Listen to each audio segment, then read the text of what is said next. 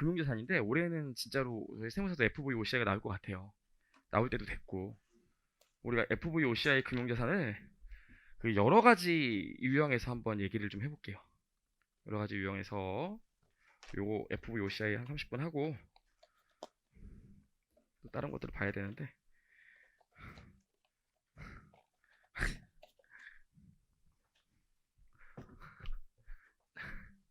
아니 뭐 힘풀 필요 없어.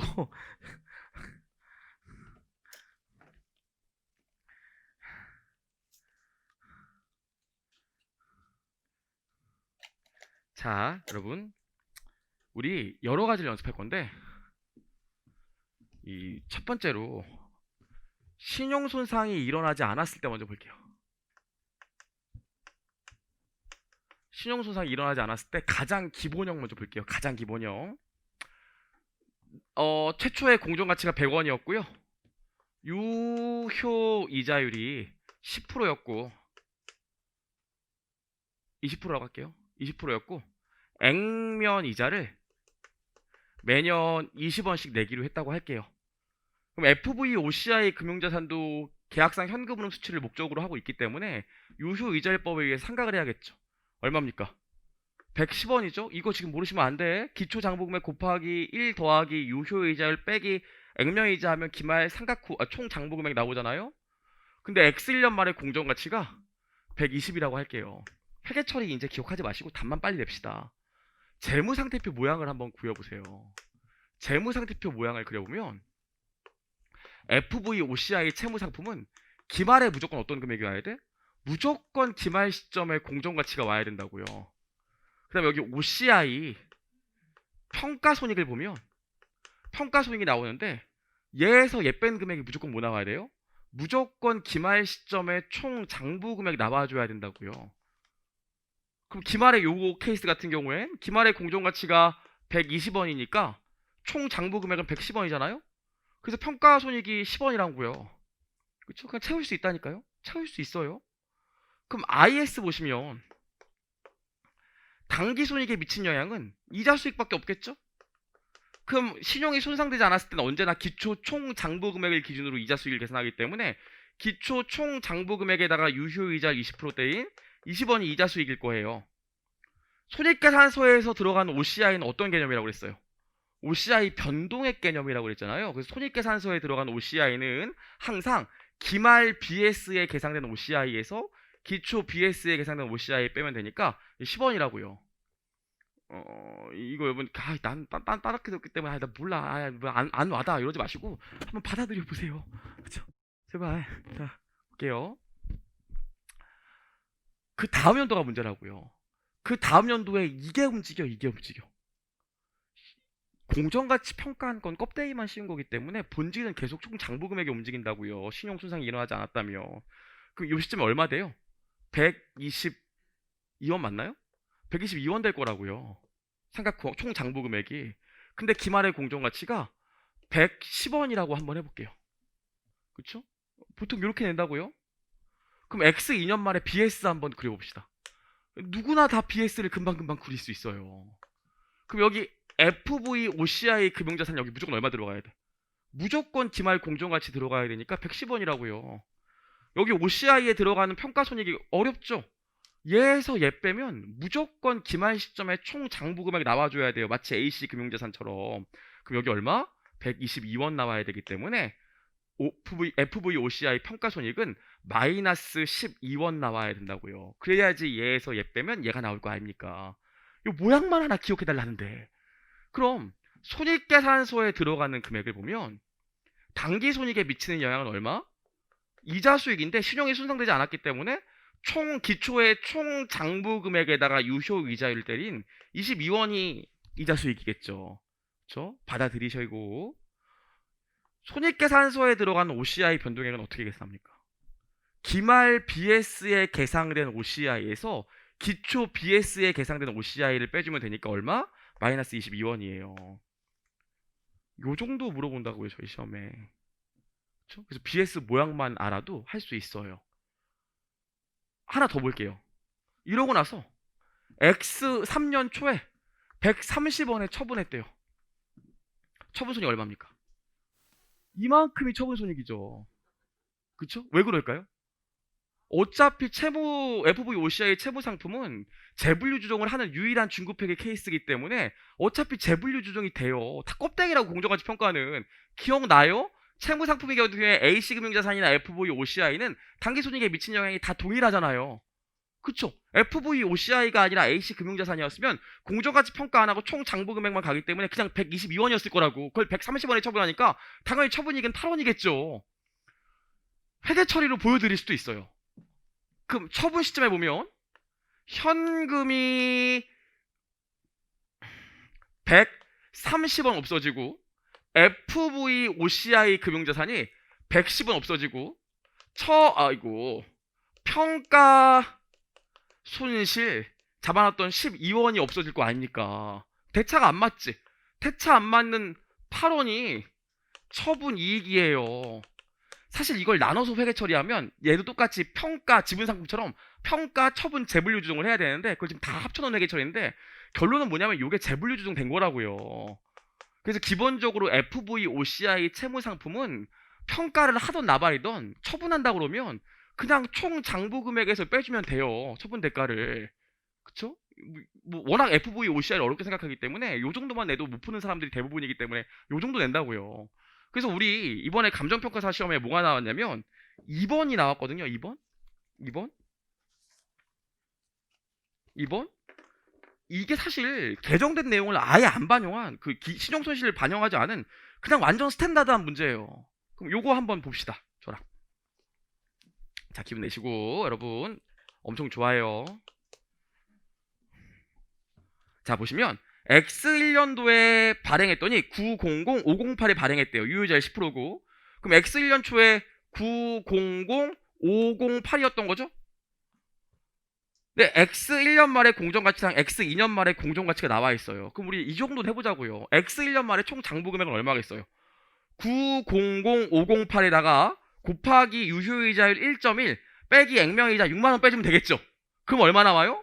그럼 기말의 총 장부 금액이 930559 나와요. 그쵸? 그럼 BS 한번 그려봅시다.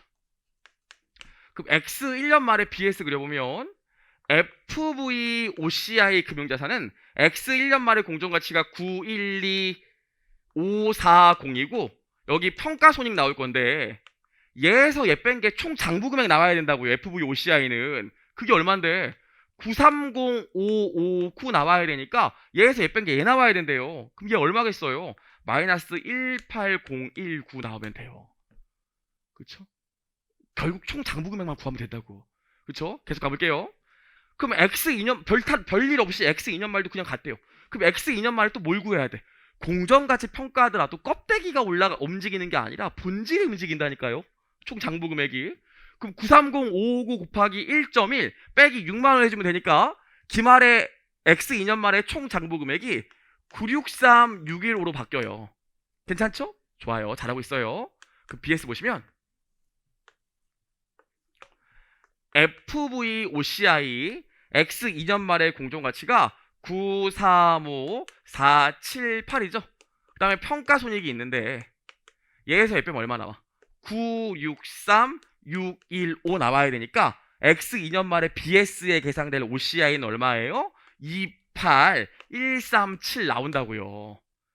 할 수 있겠죠? 문제에서 물어본 게 X2년도에 기타 포괄손익계산서에 영향을 미치는 기타 포괄손익이 얼마인지 물어봤어요. 뭐 물어본 겁니까? 변동액 물어본 거잖아. 그럼 손익계산서에 X2년도에 들어갈 OCI 변동액은 얼마입니까? 기말 BS에 계상된 OCI에서 기초 BS에 계상된 OCI 빼주면 답이라고요. 그렇죠? 가장 클래식한 형태죠. 그렇죠? 여기까지 봤고요. X3년도에 얼마에 처분한대? 95만원을 처분한대. 뭐만 기억하면 돼요.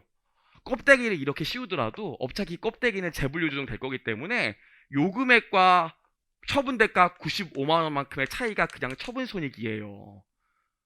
하실 수 있겠죠? 이유가 뭐라고? 재분류 조정이 되기 때문에 어차피 총 장부 금액에서 처분 대가 뺀 금액이 처분 손익이야. 사실 이건 개정된 내용도 아닌데 요 정도만 해도 굉장히 어려워한다고 여러분 여기서부터 그냥 포기하기 때문에. FVOCI 되게 쉬워요. 모양만 맞추면 돼. 모양만. 딴 게 없다고. 결국 FVOCI도 A씨 금융자산이랑 똑같이 총 장부 금액만 구하면 돼요. 여기서 하나만 더 추가해 봅시다. 여기 다시 100원이에요. 유효 이자율 20%고 액면 이자가 10원이래. 그럼 여기 110원 되죠.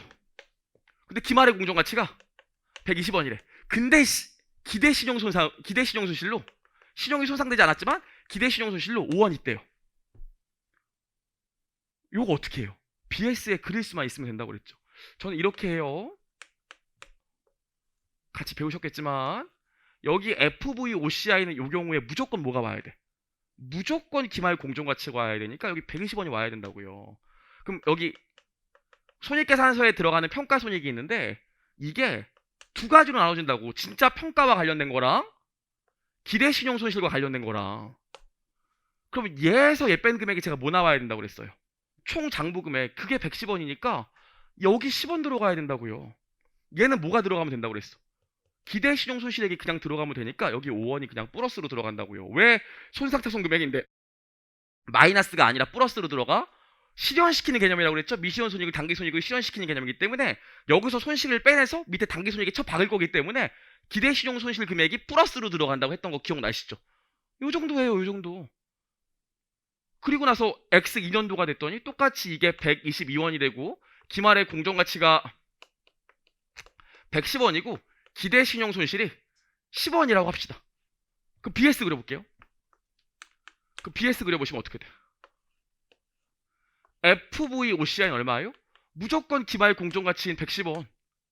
OCI를 보면 진짜 평가와 관련된 부분과 진짜 기대 신용 손실과 관련된 부분이 있는데 얘에서 앱밴 금액이 또 얼마 나와야겠어요? 총 장부 금액이 122원. 그래서 얘는 12원 나오는 거예요. 기말 기대 신용 손실 얼마입니까?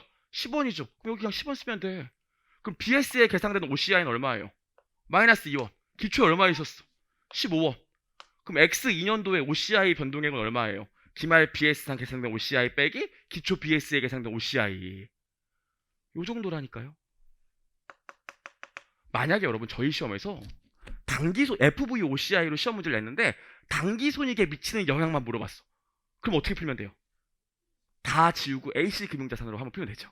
AC 금융자산을 못해서 이러면 더 이상 할 얘기 없지만 AC 금융자산으로 풀면 된다고요. 그래서 결국 여러분 당기손익에 미치는 영향이랑 FVOCI에 미치는 영향을 물어보면 당기손익에 미치는 영향은 AC로 풀고 FVOCI는 모양만 잡으면 풀 수 있어요. 한 가지만 더 보죠.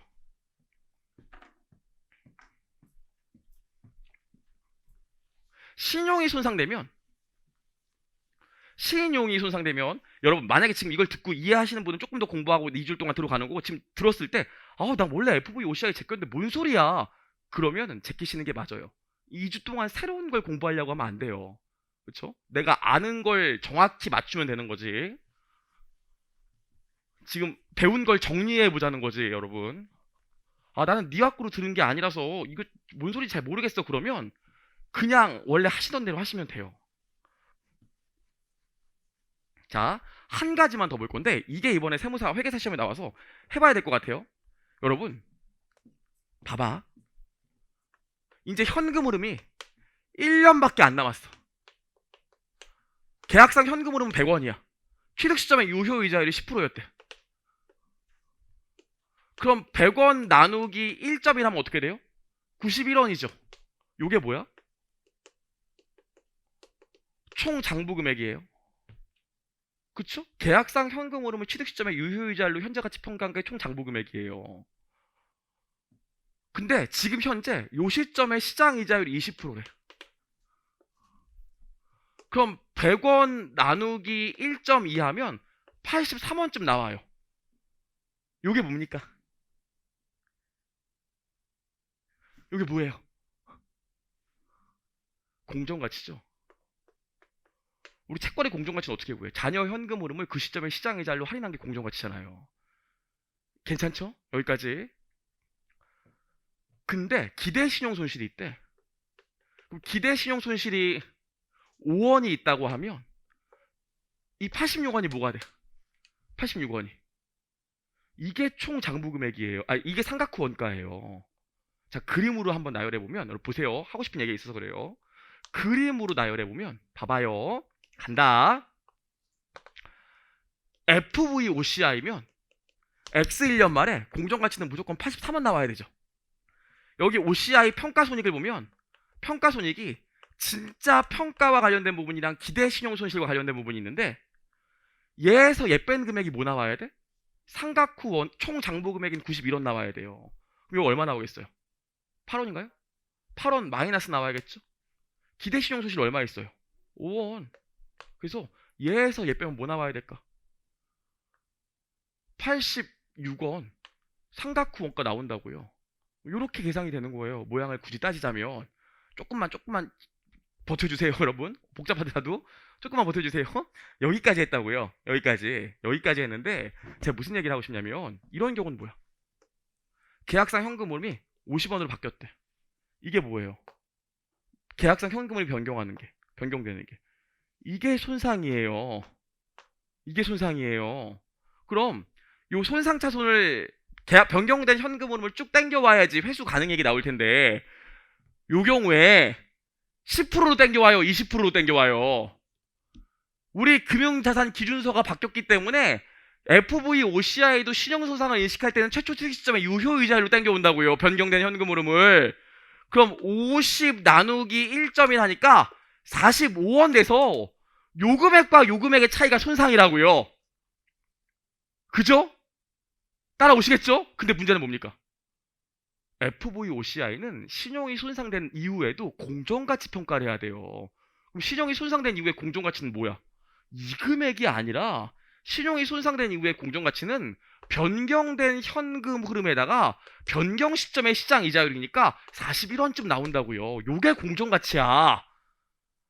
따라오시겠어요? 무슨 얘기인지? 그럼 실제로 FVOCI 금융자산 같은 경우엔 신용이 손상되고 나도 FVOCI는 얼마로 나올까? 41원으로 기재가 돼야 돼요. 그리고 여기 평가손익에 뭐가 나와야 돼? 이제 기대신용손실이랑 나눌 필요 없이 얘에서 얘 뺀 게 상각 후 원가인 45원 나와줘야 된다고요. 그럼 여기 평가손실 얼마 들어가? 마이너스 4원. 그래서 FVOCI 금융자산 같은 경우에는 여러분 신용이 손상된 이후에도 공정가치 평가를 해요. 여기까지. 그래서 요 금액과 요 금액의 차이가 손상이라고요. 여기까지 얘기했고요. 아, 나 이거 좀 너무 어렵다. 나 사실 공부 이쪽은 안 했다 그러면 아까 했던 것까지만 기억하시고 2번만 집중해서 푸시면 돼. 분위기가 갑자기 너무 안 좋아져서 소상 못하겠네. 이래서 진짜 여기까지 했고요. 그 문제 1번이 있는데 이건 우리가 한번 할 수 있어요. 한번 해봐도 되겠죠? 여기까지는? 한번 찌끄려봐도 되겠죠? 자, 볼게요. 요건 쉬우니까 한번 찌끄려 볼게요. 엄마 보고 싶다. 잠시만. 여러분 진짜 엄마가 최고입니다. 엄마가 최고예요. 그죠?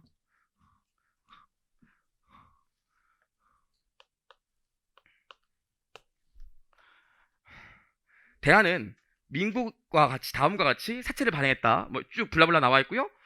취득 시점에 신용이 손상 안 돼 있었대요. 액면 금액, 만기, 표시 이자율, 유효 이자율 나와 있어요. 그럼 보시면 자, 요 문제 정도는 우리 풀 수 있어야 돼요. 제가 너무 장하게 설명을 한 것 같네. 죄송하고. 보시면 여기 액면 금액 100만 원이고 표시 이자율 10%니까 10만 원에서 10만 원씩 낼 거 아닙니까? 그냥 취득 시점에 유효 이자율이 12%였대요. 그래서 요거 쭉 땡겨오면 발행 시점에 발행가액 나올 거 아닙니까? 그거 쭉 땡겨왔더니 얼마 나오냐면 그거 쭉 땡겨왔더니 951, 990 나와요. 요 정도는 우리 할 수 있잖아요. 그쵸? 여기까지 했어요. 근데 X1년도에 이자를 정상적으로 수취했는데 신용이 손상되어 만기일에 원금 회수는 가능하지만 X2년부터 표시 이자율이 6,000원만 된대요. 그럼 보세요. 지금 요 시점을 보면 X2년 말부터는 원금은 100만원 받을 수 있는데 표시 이자율이 어떻게 돼? 6만원, 6%니까 6만원 받는다고 나와있죠? 그쵸? 요렇게 바뀌었다고요. 자, 요 경우에 X1년도의 단기손익과 기타 포괄손익에 미친 영향을 물어봤습니다. 전혀 어렵지 않아요. 제일 먼저 뭐 해줘야 돼, 이 경우에? 아, 여러분 991, 990에서 일단 총 장부 금액이 상각은 돼야 될 거 아닙니까? FVOCI도 계약상 현금으로 수치를 목적으로 하기 때문에 상각은 돼야 돼요. 그럼 이거 상각하면 얼마 나와요? 951, 990 곱하기 1.12 빼기 10만 원 해주면 되겠죠? 그러면서 총 장부 금액이 966, 229 나와요. 이게 총 장부 금액이라고요? 여기까지 괜찮죠? 오케이. 여기까지 했고요. 지금 현금 흐름이 이렇게 바뀌었어. 이게 변경된 현금 흐름이야. 그럼 요것도 땡겨와서 비교를 해야 되는데 몇 프로의 이자율로 땡겨와야 돼요? 당초의 이자율인 12%로 땡겨와야 된다고요. 그럼 당초의 이자율로 쭉 땡겨오면 여기 금액이 얼마 나오냐면 606 나와요. 그럼 총 장부 금액이 지금 기대 신용 손실 없으니까 총 장부 금액이나 삼각형 원가는 똑같죠. 이만큼이 뭐가 되는 거야? 손상차손이 되는 거예요. 어렵지 않죠? 여기까지 괜찮죠? 그리고 봐봐, BS 봐봐. 내가 뭐라 그랬어? 지금 얘는 최초 취득 시점에 유효이자로 땡겨온 건데 실제로 기말의 공정가치는 얼마래요? 8만 원이래요. 왜 이런 일이 발생해? 얘는 취득 시점에 유효이자를 쓴 거고 얘는 변경 시점, 손상 시점에 시장 이자를 할인한 금액이라고요. 따라올 수 있겠죠. 그럼 여기까지 보면 X 1년 말에 BS를 보면 이렇게 될걸? 신용손상 이후에는 FVOCI 금융자산은 무조건 손상 후에도 공정가치로 들어가야 돼.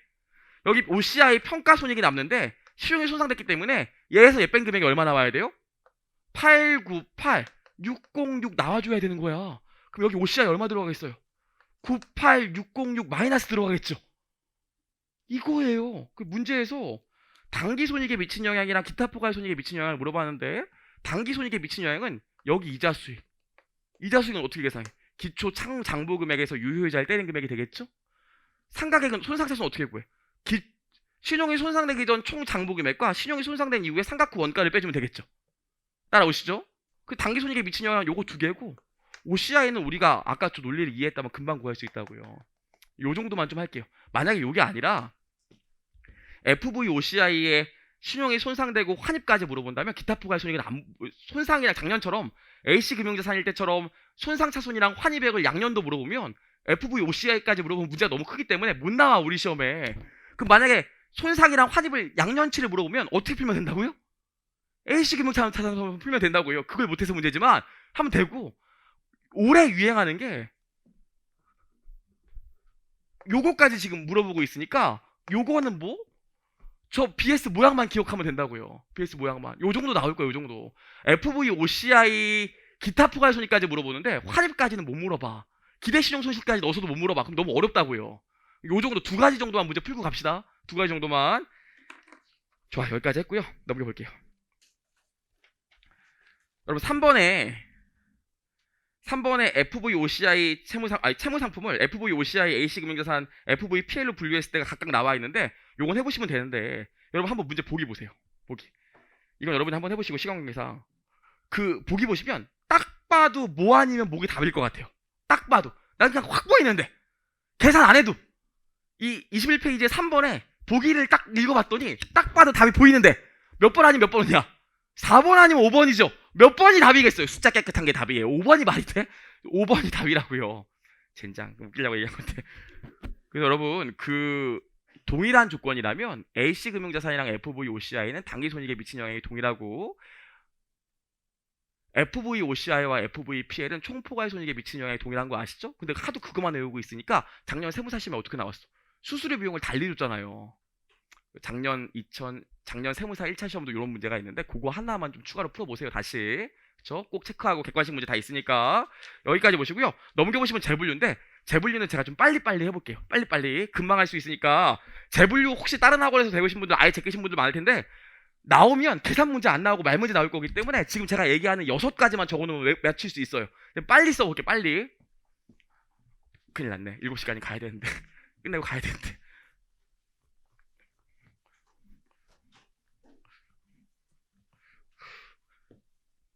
여러분 진짜로 이 문제가 어렵게 나오면 세법은 어렵게 내면 너도 나도 못하기 때문에 이 난이도 조정이 잘 안 돼요. 그래서 회계사도 그렇고 세무사도 그렇고 간평사도 그렇고 관세사도 그렇고 어렵게 나오면 무조건 회계학이에요. 그렇죠? 그러니까 회계를 좀 탄탄히 하셔야 되고 올해는 진짜 어렵게 나올 유인들이 많기 때문에 준비를 좀 하고 가셔야 되고 원가 아예 버리시면 안 돼요. 원가 푸셔야지.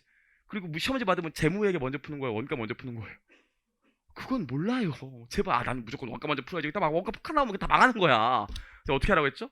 받으면 차분한 마음으로 넘겨보고 내가 풀 수 있을 것 같은 거 먼저 한 15개 정도 찍으라고 그랬죠. 그쵸? 말 문제는 무조건 먼저 풀어야 되고, 그래서 말 문제는 무조건 한 문제에 30초씩 해서 무조건 먼저 말 문제를 먼저 다 풀고, 모르면 찍고 고민하지 말고, 그리고 계산 문제 한 말 문제 제외하고 10개 정도 찍어서 그거를 정확히 푸는 거예요. 그리고 나머지 시간 될 때까지 풀면은 60점이 넘어요. 근데 막 순서대로 풀거나 무조건 원가 먼저 풀거나 막 이러면 그러면 못 넘는다고요. 아시겠죠? 그래서 항상 아셔야 되는 게 내가 15개 항상 아셔야 될 게 재무회계 40 회계학 40문제 중에서 15개 정도만 100% 정확히 풀면은 무조건 60점 넘게 돼 있어요. 그런 생각을 하셔야지 부담이 없지. 이게 내가 20개, 20개, 25개 이상 무조건 100% 맞춰야 60점 넘는 게 아니라고요. 그럼 못 넘어요. 그렇죠? 15개 정도만 정확히 푼다는 생각을 하시면 되고. 자, 볼게요. 우리 지금 재분류 관련해서 여러분 꼭 아셔야 되는 게 몇 가지 있는데, 첫 번째, 언제 해? 금융자산의 재분류는 사업 모형이 변경된 경우에만 재분류가 있어요. 목적이 변경된 경우에만. 따라오시죠? 그럼 언제 하는데 진짜로? 여기가 12월 30일이고 기중에 사업 모형이 변경되면 사업 모형이 변경된 그 다음 사업연도의 개시일날 변경하죠. 그래서 그냥 1월 1일이라고 생각하시면 돼. 두 번째로 우리가 아셔야 되는 게 뭡니까? 얘는 사업모형을 변경해서 금융자산을 재분류하면 전진법 써요, 소급법 써요? 전진 적용하죠. 전진 적용한다는 게 무슨 소리야? 그동안 FVPS 썼는데 A씨 금융자산으로 바뀌었대요. 그럼 그동안 손상차손 하나도 안 잡아놨을 거 아니야. 그거 다 땡겨와서 잡는다? 안 잡고 지금부터만 잡아주면 돼요. 전진법 쓰죠. 오케이, 여기까지. 세 번째로 재분류가 안 되는 애들이 있습니다. 뭐 안 돼요? 지분 상품은 무조건 안 되지. 그리고 파생 상품도 안 돼요. 그쵸? 그리고 뭐도 안 돼. 회계 불일치를 이유로 A씨나 FV, OCI 금융자산을 분류했어야 되는 애들을 FVPL로 분류했다면 걔는 재분류가 안 되죠. 아시죠? 무슨 얘기지? 근데 이것까지는 물어보지 않을 거예요. 기준서에 나와 있는 대로 가야 되니까 여기까지만 기억하시면 돼. 좋아. 자, 그리고 이제 네 번째를 하기 전에 모양을 좀 그려볼게요. 모양 빠르게 그려볼게요. 우리 FVPL일 때는 재무제표 모양이 어떻게 됩니까? 얘는 기대신용손실 모형을 적용하지 않으니까 기말 공정가치만 기재되게 되죠. 그쵸? BS를 보시면 A씨 금융자산 어떻게 돼? 여기 A씨 금융자산에 총 장부 금액이 오고 여기 손실충당금으로 기대신용손실액만큼 오게 되죠. 그쵸? 그 다음에 BS FVOCI는 어떻게 돼요? FVOCI 금융자산은 여기 기말 공정가치가 오게 되고 여기 평가손익을 보면 실제로 평가와 관련된 OCI와 기대신용손실과 관련된 OCI가 오게 되잖아요. 모양 이렇게 되죠? 결론만 기억하면 돼. 지금 이거 모양 알려는 거 아니에요. 자, 빠르게 볼게요. A씨 금융자산에서 FVPL로 바뀌는 경우에 어떻게 될까? A씨 금융자산 총 장부 금액이 없어지겠죠? 그리고 기본적으로 금융자산 재분류하면 어떤 금액으로 재분류돼? 재분류일에 공정가치로 재분류하는 거 아시죠? 무조건 1월 1일에 공정가치로. 그럼 여기 공정가치가 온다고요. 그리고 모두 없어져야 돼. 손실충당금도 없어지겠죠? 대차가 안 맞을 거야. 그 대차 안 맞는 거 무조건 뭘로 반영해? 재분류 손익으로 해서 당기 손익에 반영해요. 우리 말 문제만 기억하면 되니까 결론 좀 빨리빨리 갈게요. 이거랑 똑같은 요건으로 두 번째로 FVOCI 금융자산에서 FVPL로 바뀌는 애들도 회계처는 안 해드릴 거예요. 지금 시간이 없으니까.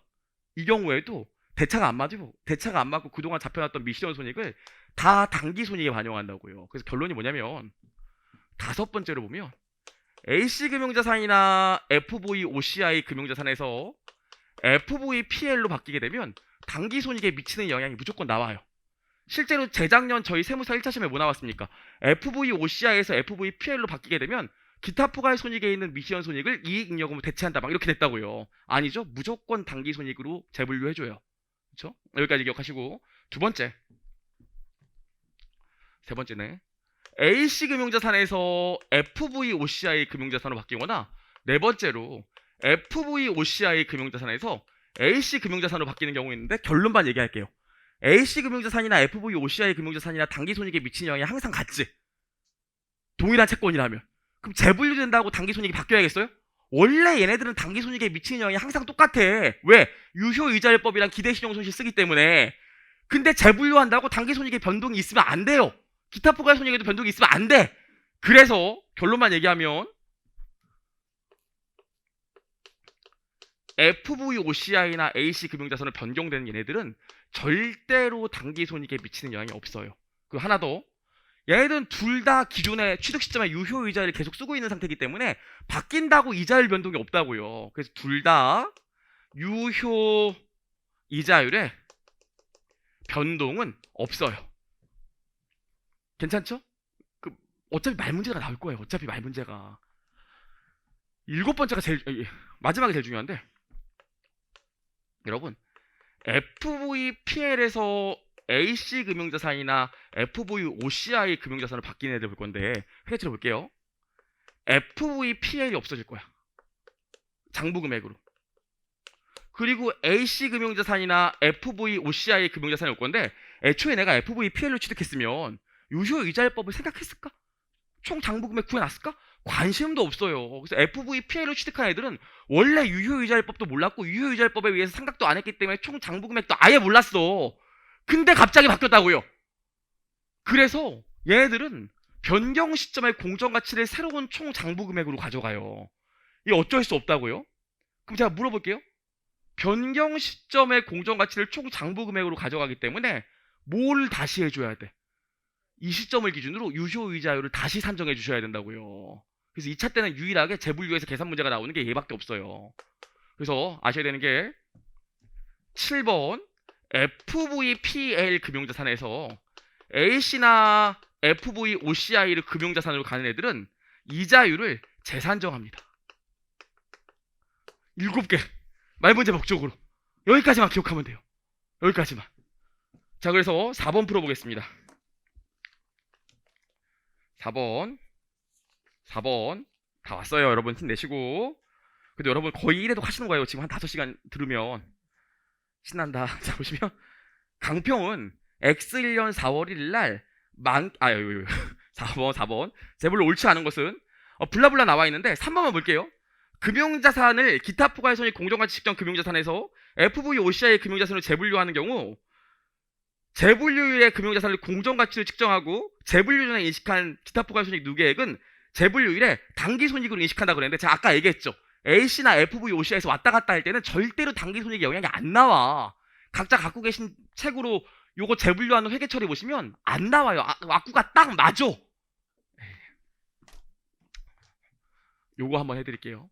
어떻게 되냐면 재분류 시점에 FV, OCI가 없어지겠죠? 공정가치. 그리고 AC 금융자산이 그냥 여기 총 장부금액이 와요. 그럼 여기 그동안 잡아놨던 평가이익 요 부분이 없어질 거 아닙니까? 요 부분. 그쵸? 그리고 뭐가 없어져? 평가이익에 있는 기대신용손실이 없어지겠지.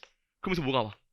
손실충당금이 생기기 때문에 어차피 재분류 시점에 당기손익에 미치는 영향이 나올 수가 없어요. 와다리가 딱 맞는다고요.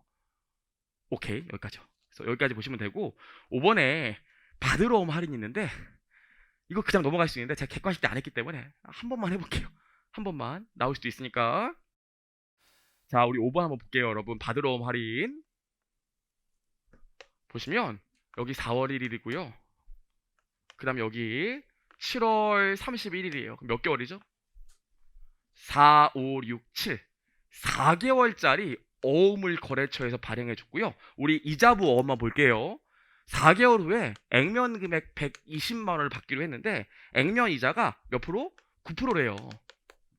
이렇게 어음을 발행했다고요. 근데 문제는 뭡니까? 내가 너무 배가 고파서 6월 30일 날 요 어음을 금융기관에 처분하기로 했다는 거예요. 어렵지 않죠? 그럼 이런 경우에 두 가지가 시험 문제 나오는데 첫 번째로 뭐가 나오겠습니까? 첫 번째로 이거 처분하면 얼마 받는지가 궁금하겠죠. 그래서 첫 번째로 이 어음을 처분했을 때 현금 수령액이 얼마냐 물어봐요. 두 번째로 뭘 물어볼까요? 분명히 손해볼 거라고요. 지금 내가 돈이 없어서 싼 값에 처분하는 거기 때문에 처분하게 되면 손실 넘는 금액이 있어요. 두 가지를 물어봅니다. 그리고 또 얘 포인트는 뭡니까? 우리는 기본적으로 연 단위 회계 처리, 연 단위로 현재 가치 평가할 수밖에 없는데 기본적으로 이런 받으러 온 분들은 길어야 6개월짜리고 대부분 초단기라고요. 그래서 현재가치 평가를 못해. 그래서 다른 방법을 쓴다고요. 그 유명한 선이자 띄는 방법을 써요. 지금부터 볼 거예요. 그럼 첫 번째로 내가 이거 금융기관에 요 채권을 팔려면 금융기관한테 뭘 얘기해줘야겠어. 야, 이거 네가 가지면 만기에 얼마를 받게 돼. 그 얘기를 해줘야 될 거 아닙니까? 첫 번째로 만기 지급액을 계산하셔야 돼요. 만기 수령액. 만기 수령액을 계산하셔야 돼. 그 만기 수령액은 얼마겠어요? 액면금액 120만 원이고 액면 이자가 9%니까 120만 원 곱하기 9% 하면 되는데 우리 회계의 모든 이자율이 다 연 이자율이라고요. 근데 4개월 기간이잖아요. 뭐 하면 돼? 12분의 4 하면 되겠죠? 그럼 내가 만기에 받을 돈이 얼마인지 나온다고요. 계산 좀 해볼까요? 그럼 120만 원 곱하기 0.09 곱하기 4 나누기 12 해다가 120만 원 더해주면 되니까 얼마? 123만 6천 원 나온다고요. 야, 너 이거 갖고 있으면 만기에 123만 6천 원 받아. 여기까지 따라오시죠? 근데 이걸 취득하는 양도자 입장에서는 무슨 생각이 들까요? 아니, 야, 어차피 내가 이때 126만 원, 123만 6천 원 받는데 이때 너한테 123만 6천 원 주면 나는 그럼 뭐 먹고 살아? 내가 알아봤더니 요 시점에 은행에 123만 6천 원을 넣으면 은행에서 12%의 이자를 준다고 하더라. 그게 할인율이에요. 12%의 이자를 준다고 하니까 내가 은행에 넣었으면 123만 6천 원을 은행에 넣으면 한 달 동안 12%의 이자를 먹을 거거든? 그것만큼 애초에 너한테 빼고 돈을 줄게 그런다고요. 그 빼는 돈이 뭐예요? 그게 할인액이에요. 다른 말로 선이자. 이해할 수 있겠죠? 이거 왜 이런 논리를 펴? 현재 가치 계산을 못하기 때문에 이 논리를 피는 거예요. 그럼 두 번째로 우리 뭘 구해야 돼? 할인액. 그럼 할인액 계산하면 123만 6천 원을 지금 은행에 넣으면 은행에서 12%의 이자를 준다 그러고 은행에서 한 달 동안 내가 보유할 거니까 12분의 1 해주면 되겠죠. 따라오시죠. 그럼 123만 6천 원 곱하기 0.12 나누기 12 하면 되니까 얼마? 12,360원이 나올 겁니다. 요 돈을 빼고 줄게. 그럼 123만 6천 원에서 요 돈을 빼고 주니까 내가 얼마 돈 받을 수 있어요? 122만 3,640원을 받게 될 거라고요. 요게 뭡니까? 그 유명한 3단계 현금 수령액이요. 어렵지 않죠? 여기까지. 네 번째로 하나만 더 계산하면 되는데 네 번째로 뭐가 궁금하겠어? 또 뭐가 생각나겠어? 아, 나도 그동안 채권 갖고 있으면서 처음 채권 요거 팔았을 때는 매출 120만 원, 그 다음에 매출 채권 120만 원 잡아놨을 텐데 내가 3개월 보유했기 때문에 나도 뭐가 자라났겠어요? 액면 이자만큼 이자가 자라났을 거 아닙니까? 원래 그 돈까지 받아야 되는데 내 장부 금액이 생각날 거 아니겠어요? 그래서 장부 금액을 계산해 줘야 되는데 여기서부터 누구 입장이야? 바보 아니야? 양수자죠. 양도자고. 파는 사람이니까. 양도자 입장에서 본전이 생각난다고. 그럼 나는 원래 120만 원짜리 채권이었고 요거 보유하면 9%의 이자를 준다고 그래서 내가 4개월 중에서 3개월을 보유했는데 이만큼은 돈 줘야 되는 거 아니야? 그럼 계산하면 120만 원 곱하기 0.09 곱하기 3 나누기 12 하면 되니까 얼마? 27,000원이거든요. 그래서 나는 122만 7천 원이 내 본전이라고요. 근데 요 돈밖에 못 준다는 거 아니야. 그럼 3번에서 4번 빼면 뭐가 나와요? 처분 손실이 나오겠죠. 그래서 이거 계산하면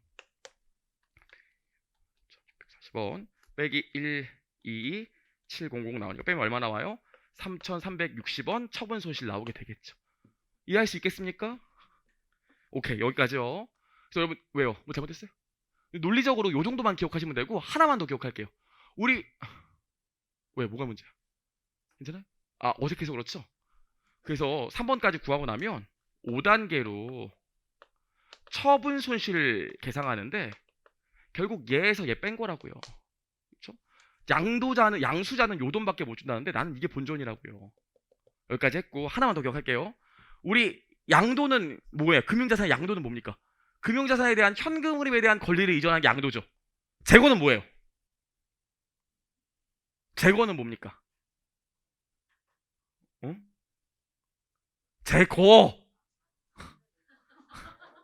제가 재고라고 했어요?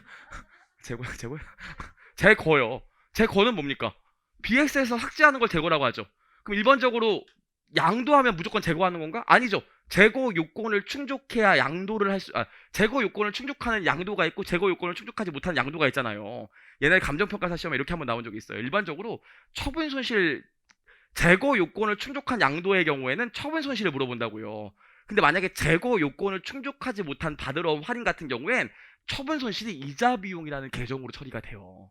그래서 옛날에 감정평가사 시험에 제거 요건을 충족하지 못했다. 이 경우에 어음을 할인했을 때 이자 비용으로 계상할 금액이 얼마인지 물어봤다고요. 뭐랑 똑같다고? 처분 손실이랑 똑같은 금액이에요. 이 정도까지만 좀 기억을 하시고 얘가 그렇게 안 중요한데 간평사 간사사의 일시에 다 나왔기 때문에 사실 이런 말 그렇지만 우리도 가능성이 되게 높아요.